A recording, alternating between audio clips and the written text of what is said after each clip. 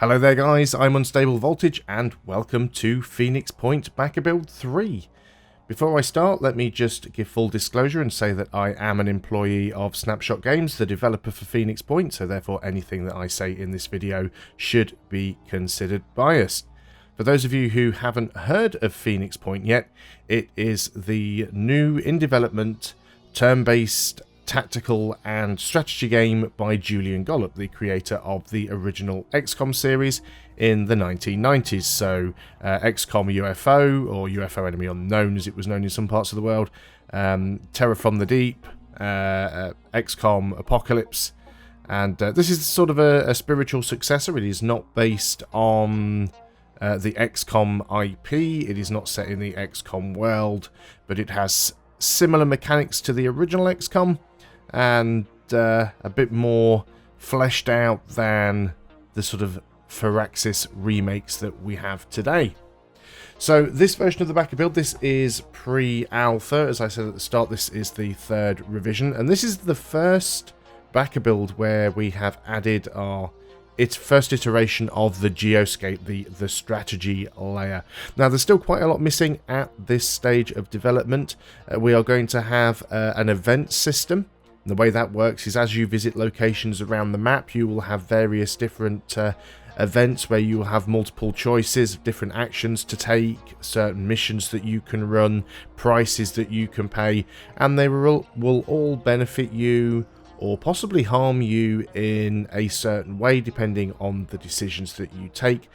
Those haven't been added yet in this iteration. Neither has base building, research and development, or sort of character progression, anything like that. This is just sort of the early version to allow players to travel around the map and discover some missions. So let's just talk a little bit about the Geoscape here. So as you can see, this is the Earth circa 2047, where the sea levels have started to rise. So you see bits are underwater. If we look at the UK here, you can see like most of the east coast is gone. Denmark's completely submerged over there as well. If we go over here to the United States, you can see that Florida has disappeared also. So lots of places that were not previously underwater now are. And we start here in our first little base. This is Phoenix Alpha. These are all just placeholder names, so don't worry too much about that. But we start here in one base, Phoenix Alpha, and we have one transport, which is Manticore 1, our first aircraft. We're actually carrying 5 soldiers here at this point. We have a heavy, we have a technician, we have 2 assaults and a sniper. You can have up to 8 soldiers in this transport, so you can take 8 soldiers on a mission. In the finished game, you will be able to take up to 16. It's just that at the moment we're limited by the size of our transport. While we're here at the base, we can go ahead and click on the squad roster. This is something that is new also to Backer Build 3. So we have the ability to see all of our different troops that we have. We can see where they're assigned to, whether it's one of our bases, and we can have multiple bases, so they could be assigned to any one of them, or we can see which of our transports they are assigned to. In the finished game, you will be able to edit names and appearance and things like that, but that isn't in here quite yet. But what we can do is we can go into Edit Soldier, and this is the pre-mission loadout. So you can only sort of do this when you are back at base, because you have access to these stores. Now, these stores are all of the armor and ammo and equipment that you can actually gather when you are on a mission. So as you can see over here, this represents our soldier, and we can flick through our different soldiers here. But let's just go back to the heavy, because he makes a good example. So we have the slots on our body, which is all of the stuff that we can carry, like grenades and ammo and utility stuff. We have our 3 ready items, which are the 3 weapons or pieces of equipment that we can quickly cycle through in the tactical map mode. It doesn't cost us any actions to cycle between them. And we also have our 3 armor slots, which will be more expanded in the finished game, but we're just, for the purposes of the backer build, using head, torso and legs.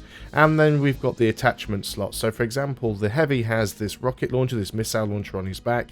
That specifically requires their heavy's torso armor. And what we could do is actually remove that and you can see him just in his normal uniform, but we could just go and give him standard assault armor, which is fine, and he will get the benefits of faster movement from that, but we can no longer equip the rocket launcher because that specifically requires the heavy torso to put that on. We could go ahead and take off the helmet if we wanted to. We could go ahead and give him an assault helmet. So you can swap, mix and match the equipment. It is all modular.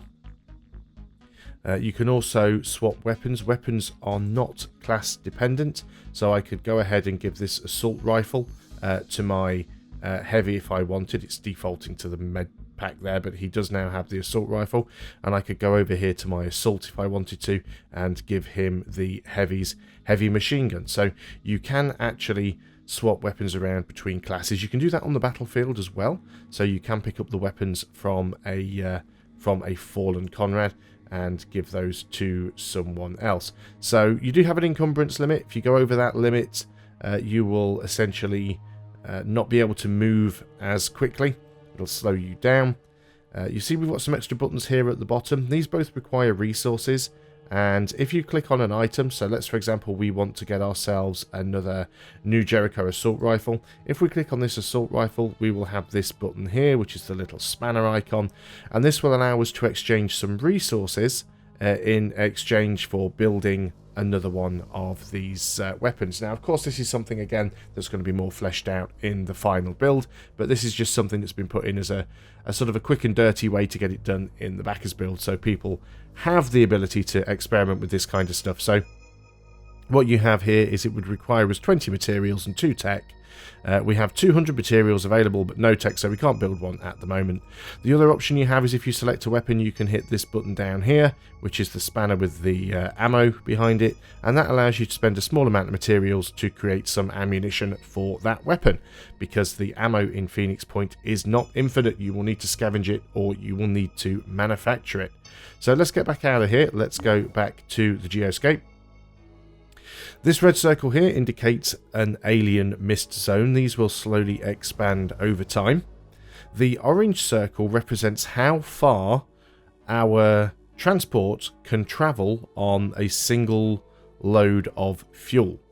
And all of these circles with question marks in them are places that we can visit. Now, the ones that have a solid white outline mean that we have enough fuel to get to them and get back to base. If they have a dotted outline, it means that we could get to them on a single load of fuel, but we won't have enough to return to base. We'll either have to take one of two actions at this point. We will have to use some of our resources to build a refueling station. Now, refueling stations refuel your aircraft for free every time you go back there. You always have a refueling station at Phoenix bases, or you have the option to spend some resources for an emergency refuel.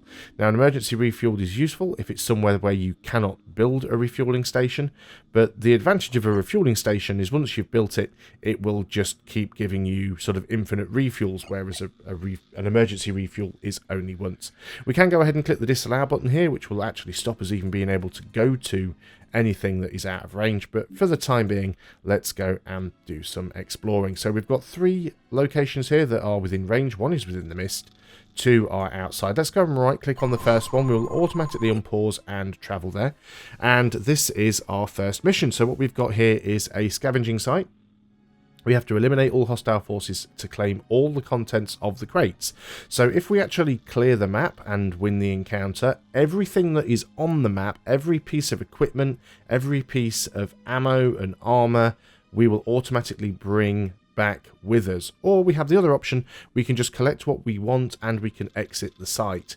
It tells us here what we have on this mission. We've got crabmen, alien mist sentinel, and alien mindfragger. Now, the sentinels are a new enemy for Backer Build 3, so are the mindfraggers, and we also have the rewards that we will get for completing the mission. So 10 tech, 50 materials, and 20 food. Let's go ahead and have a look at this scavenging site mission.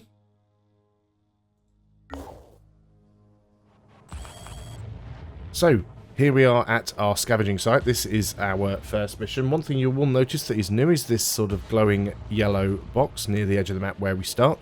This is the exit zone, so if we just want to go and steal something out of a crate, we can go and grab as much stuff as we want, get back to this area and evacuate the map. You will still see that there are some of these blue zones on the map. These just indicate various different mission objectives. At the moment, they just give you additional will points. Again, that is something that will be expanded out in the finished game. This is one of the scavenging site maps. You'll notice that it looks very sort of derelict and run down. The buildings are mostly in ruins. And we have a few new abilities for some of our guys as well. So one of the ones that we have shown off, there's a little YouTube video of it on the main Phoenix Point YouTube channel. And we also did have a look at that on the BarraCuda 3 development update. We've got the Heavy with his Rage Burst ability, which allows him to choose 2 target locations, and he will empty the entire magazine between those 2 locations. Our Technician, if he actually has his sort of robotic arms equipped, now has the ability to remove mind fraggers, so it's very useful to keep him in a position where he can do that. We have our Deadly Duo ability on our Sniper, which allows him to take 2 shots with increased accuracy.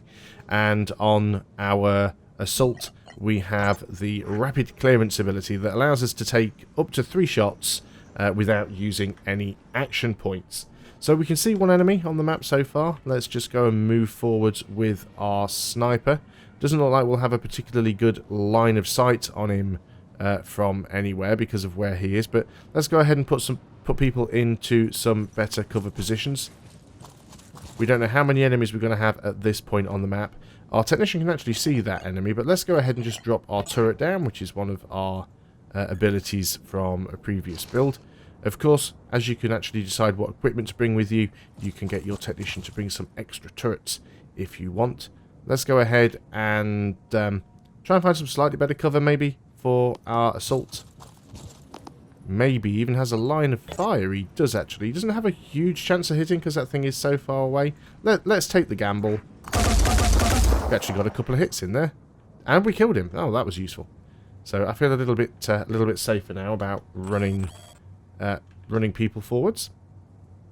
So let's run forwards a little bit there with our Assault. Let's do a bit of a dash move with him. I say a dash move. What you have to remember in Phoenix Point is that you can move a tile at a time if you wish to. Everyone here has already taken all their actions, but like our Sniper here, we could actually move our Sniper forward 1 tile at a time. He's just spotted a crate, which is the reason he stopped moving. The same would happen if he spotted an alien, an enemy. So if we clicked for him to dash somewhere and he spotted an enemy, he would stop moving, and then we'd be able to go ahead and, you know, issue more moves to him. So you can just move a tile at a time if you want to, but you don't have to move a tile at a time worrying that something might be around the corner, because you will automatically stop if you spot something.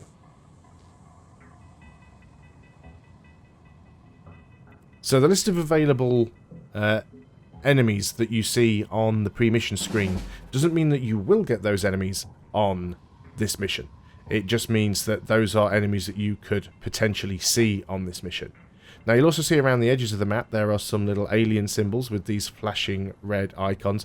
These are basically spawn locations. These are on the edges of the map where additional reinforcements can enter from.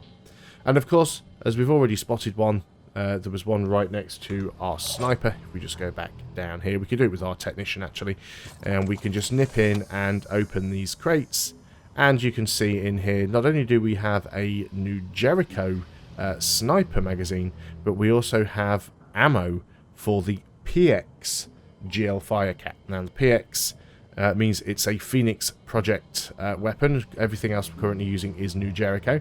So what we could do is we could put that stuff in our inventory, and if we wanted to, we could go and just leave the site. But I'm going to go ahead and clear up this site and then head back to the Geoscape. So here we are back at the Geoscape, and we can see a list of everything that we got for clearing the map. So we got some handgun ammo, we got some PDWs, some stun rods, Phoenix Project grenade launcher, and some grenade launcher ammo. Excellent.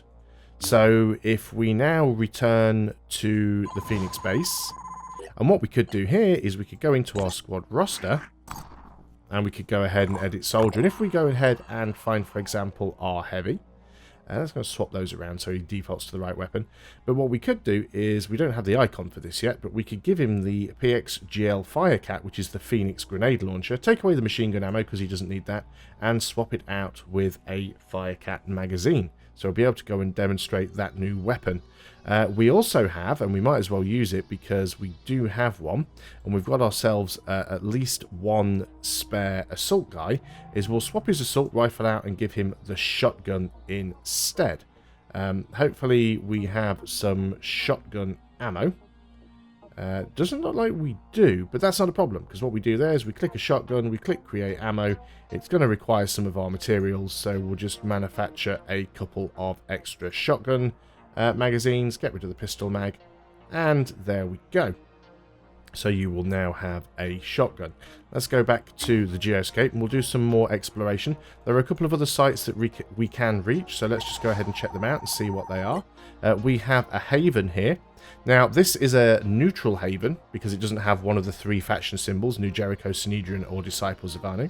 Now, the three main factions, you have diplomacy with all of them. You can see our diplomacy with New Jericho is just into the positive. With Sanhedrin and Disciples, it is just into the negative. These diplomacy counters go up to +100 and -100, and that will very much determine the faction's reaction to you on a global level. But individual havens do have their own individual diplomacy, so you may end up with a faction that dislikes you, but they may have one particular haven that likes you because maybe you did something to help them out. The same goes with independent havens. The independent havens all have their own leaders who all have their own diplomatic reputation with you. So if we wanted to go ahead and build a refueling station here, we can do it because this particular guy likes us, probably because we've just cleared an alien site quite nearby. We don't want to do anything here just yet, so let's just quickly pop back to base, refuel, and we'll visit this third site that we can reach that is actually in the alien mist zone. And this is a Sanhedrin haven. Now, they actually will let us build a refueling station there, which is quite nice of them. So even though the faction dislikes us overall, they actually don't mind us too much down here at this one particular haven.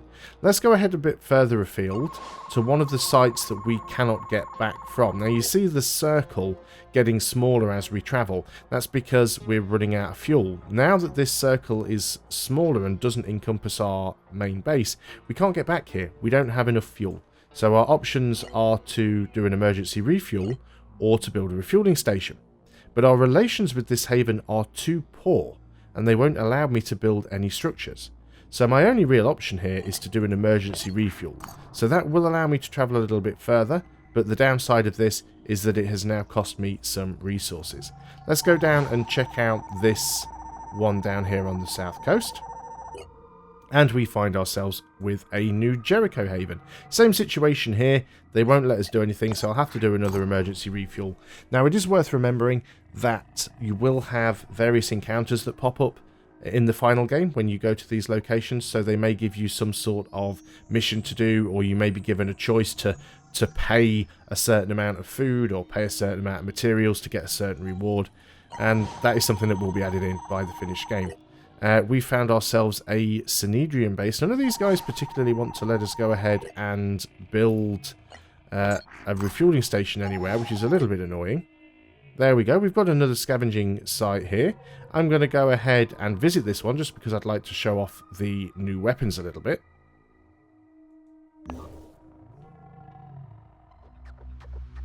Okay, and here we are at our next scavenging site. We have our assault with a shotgun. Are any of these guys actually close enough for us to attack? You're quite close, but you are also up above, so I'd like you to get a little bit closer if possible. Hopefully we're not going to lose anybody, so what I'm just going to do is sort of spread everybody out and hope that the aliens come to us a little bit. So we're just going to spread these guys out. We do have a guy who is quite a distance over there, actually. He's up on the roof. Maybe we can hit him with our new Heavy's grenade launcher, which is the Phoenix Project grenade launcher. It does have quite a range on it. Maybe not quite as much of a range as we wanted. Could possibly hit that guy who is up on the roof over here. Looks like we can, actually. He would take some damage. I mean, we do some damage to the building as well, but let's go and fire the Phoenix grenade launcher. There we go. And we actually got him. We did some damage to him. We also took out... oh, there was another one downstairs. We actually killed the one downstairs. We hit the one upstairs and did some damage to him. I thought that one had fallen through the floor and died, but apparently not. That's fine. Well, we've managed to show off the grenade launcher, which I'm happy about that. Let's just spread some of these other guys out, mostly because a lot of these enemies have grenade launchers themselves, and I don't want them to just fire a grenade. I want them to come down, get a bit closer, and attempt to melee us, because it would be nice if we can go ahead and show off some of those other weapons, particularly the shotgun. So let's go ahead and do this. I'm just going to end turn and hope that that guy comes down to try and melee somebody. This guy's going to get a little bit closer. He has a grenade launcher as well. He may decide he's going to use it. Apparently he didn't. Right, this guy has dropped down. Excellent. That's exactly what I wanted him to do. And he has got not as close as I would have liked. Let's move up to the edge of the blue zone, which is as far as we can move and still being able to fire. I'm going to go ahead and use my exertion ability, which will give me 50% of my movement points back. And then we can get a little bit closer still. And we've spotted something else. Now, what we spotted there is a Mist Sentinel. There are 3 different types of Sentinels added in BarraCuda 3.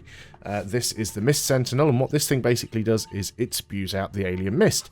The mist will block line of sight for your soldiers, but it doesn't block line of sights for the aliens. Also, if you end your turn in it, you will lose willpower. If the aliens end their turn in it, they will gain willpower.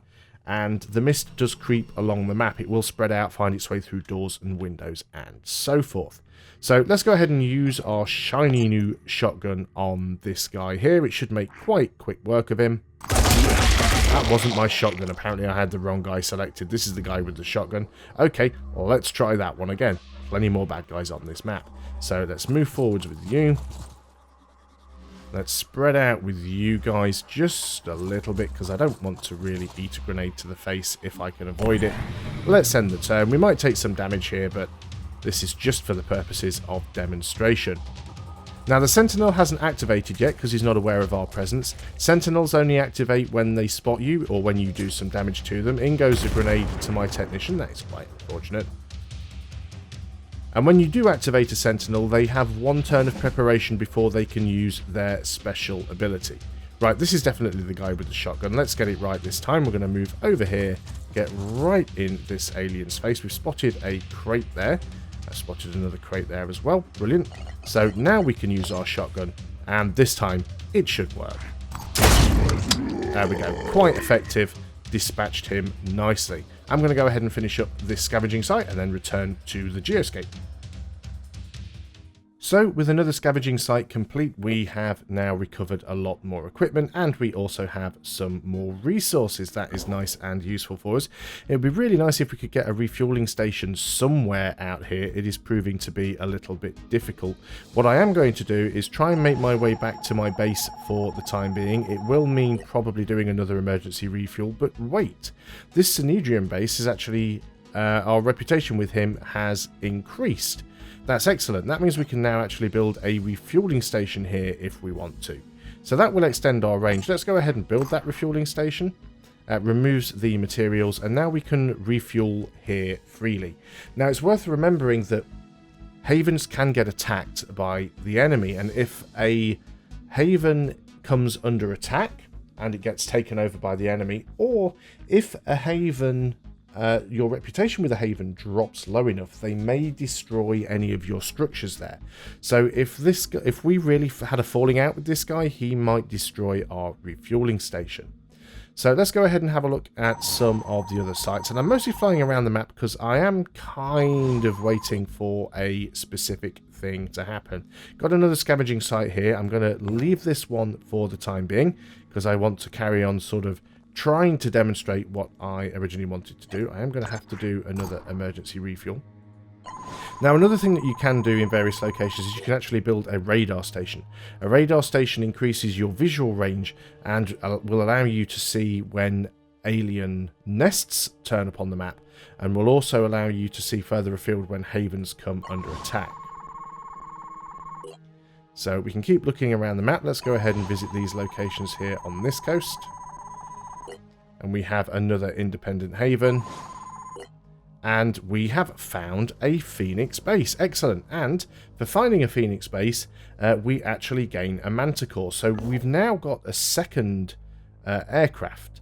If I actually click here, we can switch between... Well, do it up here, it's easier. We can switch between Manticore 1, Manticore 0. We don't have anyone on Manticore 0, but we can go into our squad roster, and we could go to, like, Dan Thomas here, for example, and we could transfer him to the other Manticore, or we could transfer him to one of our bases. So you can move personnel around between your various different locations. I'm just going to concentrate on the one that actually has soldiers in there at the moment, and carry on having a look around. At least we do have somewhere else here that we can now refuel. Let's go back and refuel. Finding a few neutral havens over here. Let's keep having a look around Japan, see what else we can find. A Synedrian base. I'm mostly just flying around because I'm waiting for a haven to come under attack. It usually happens to ones that are in the mist, so I fully expect it to happen sooner or later to this one down here. Now we have ran out of fuel to reach that, so let's go ahead and carry on looking at these. Another scavenging site, which I will leave for the time being. And we can get to this one. Who do I have selected? You're at the scavenging site.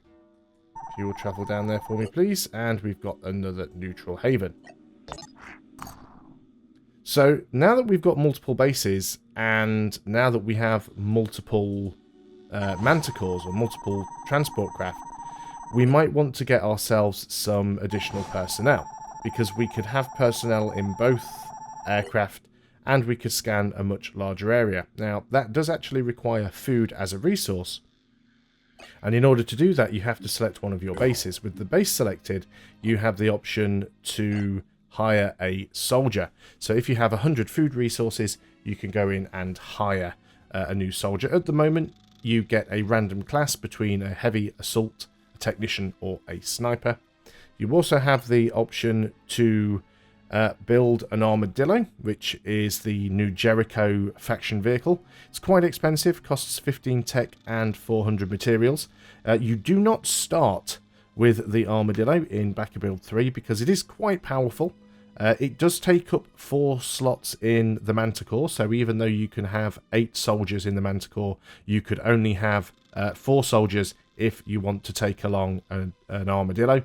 You can't take along 2 armadillos because then you won't have any room for a driver, so you wouldn't be able to use them anyway. So I'm going to keep looking around the map for a while. We could go ahead and use the other Manticore if we wanted, use that for exploring, but we don't have any soldiers in it, so that seems a little bit pointless. So let's just keep trying to extend our influence. I do actually have the wrong Manticore selected after all, don't I? So let's go back and get this one. There we go. So at the moment, and some people have pointed out, all you're doing is sort of flying around on the Geoscape. That is a perfectly valid point, but the main reason for that at the moment is because the event system isn't in. Once we add that event system, there will be a lot more stuff going on here at all times. We found another Phoenix base. That was actually quite lucky. So now we have a third Manticore. Where are we? We want this one, the one that's got our guys on. If you can get over there. We found a Synedrian base. Doesn't look like we're going to get attacked by the enemy anytime soon. There's a new Jericho base, another new Jericho base. You often find that they are quite close together.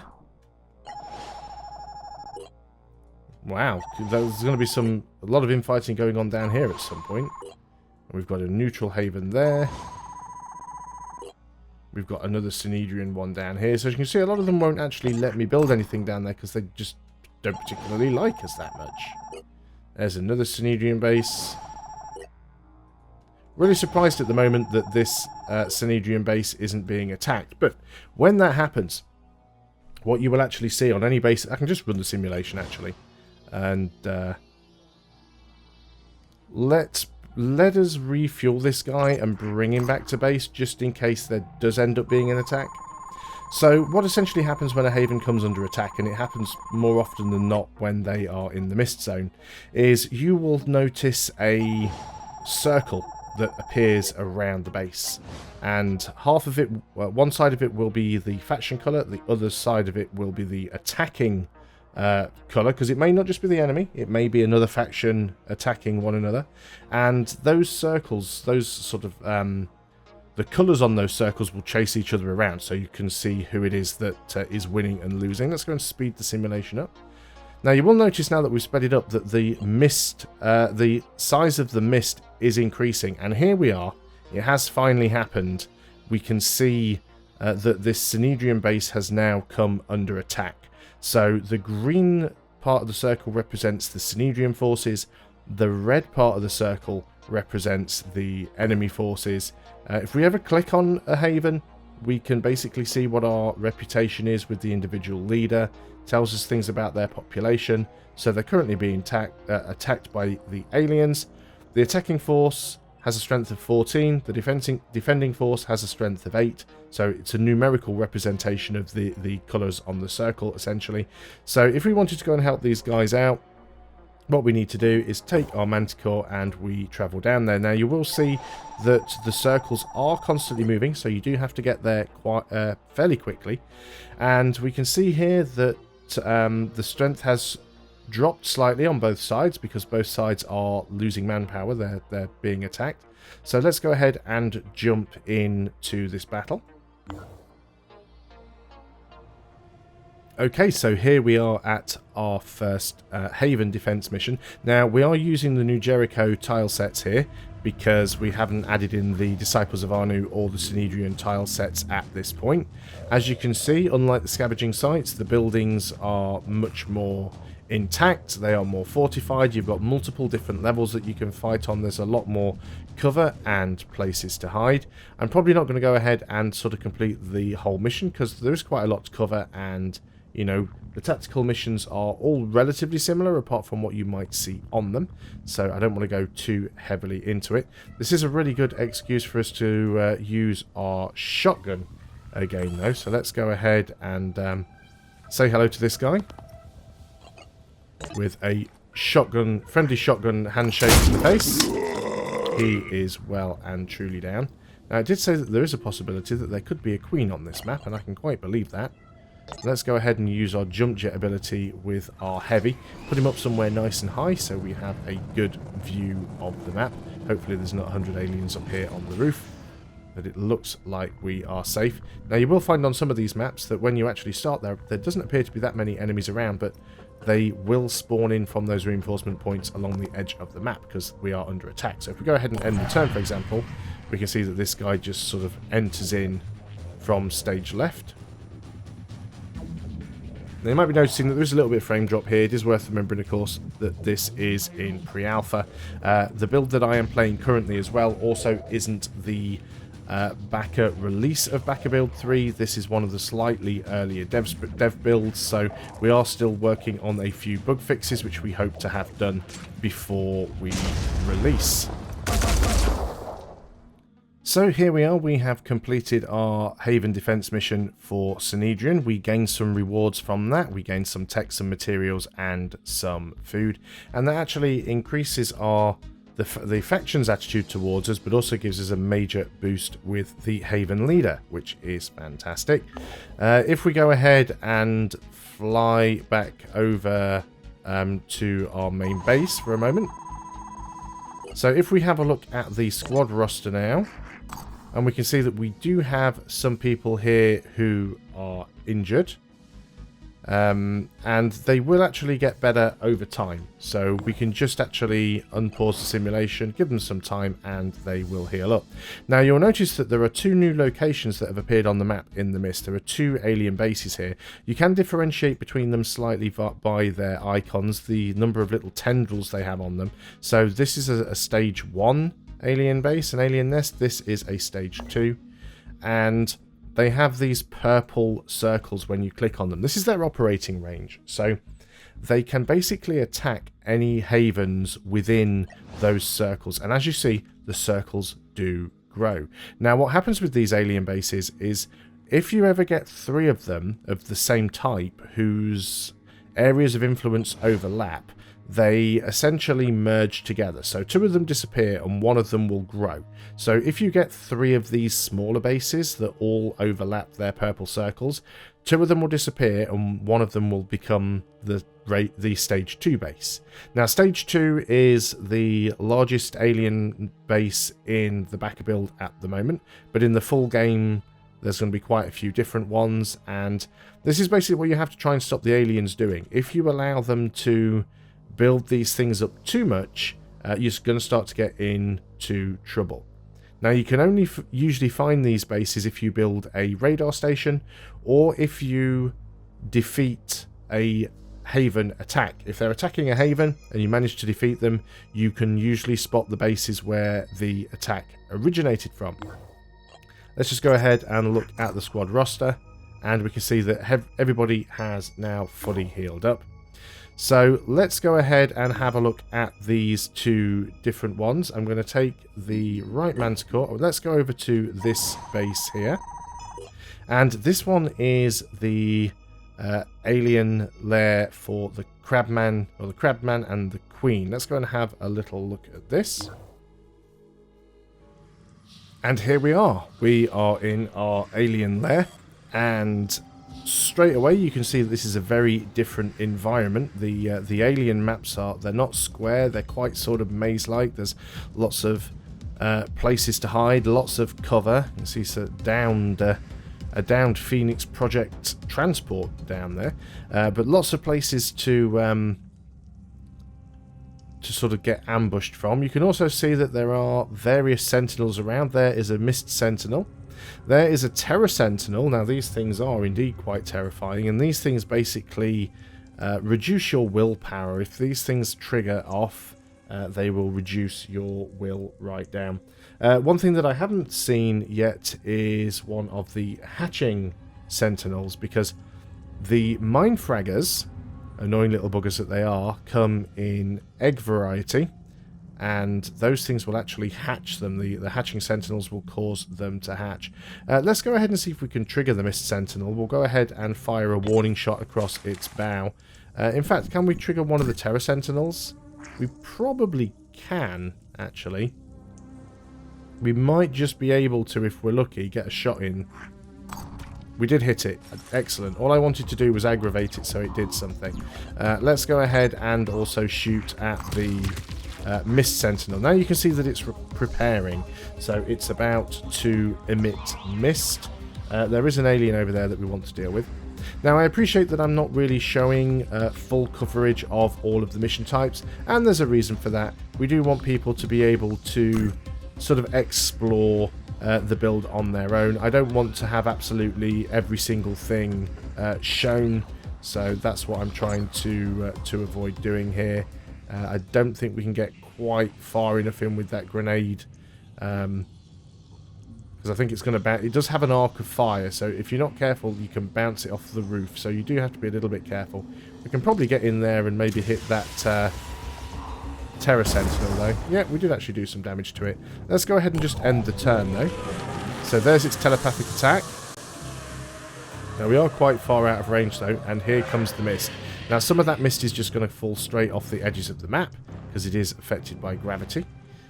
But it actually does spread dynamically, so it'll find its way along paths. It will drift down to lower areas over ledges. It can actually, over time, find its way up and over walls and up the sides of buildings. It'll find its way through windows, through doors, and it will spread out. Now, of course, it does also dissipate over time, so if you destroy the thing that is generating it, the mist will eventually go away. But I do quite like the effect. It is a really, really nice effect in my opinion, and I must be honest, the mist looks a lot cooler in the tactical battles than I was expecting it might. And it's not finished yet either. We are still constantly making tweaks on everything. So this is the Queen's Lair, and somewhere in here we will find the Queen. Now I'm not going to go and head on all the way over there to show you, because you guys have seen the Queen before, but I will leave that one to your own imagination.